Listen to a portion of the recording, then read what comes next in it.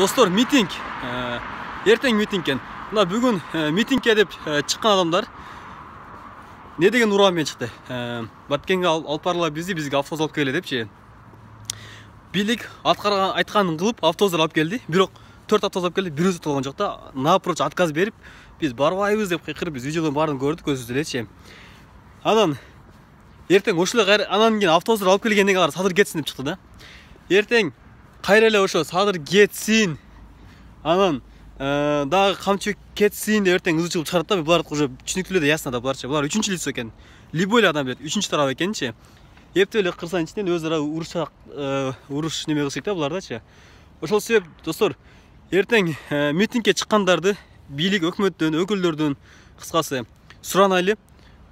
Ошо митингке чыккандардын баардыгын КАМАЗга жүктөйбү, автобуска жүктөйбү, билбейм, кыскасы эмнеге жүктөйт, кыскасы жүктөп, ошо азыркы Баткенде күйүп кеткен үйлөрдү, мына кайра күйүп кетти, мына Максат Айлында, Аркада, ошол жака ремонт кылган жөнөтүш керек ушулардычы. Чекеден кармап, вот как раз административный правонарушение, ушундай кыскасы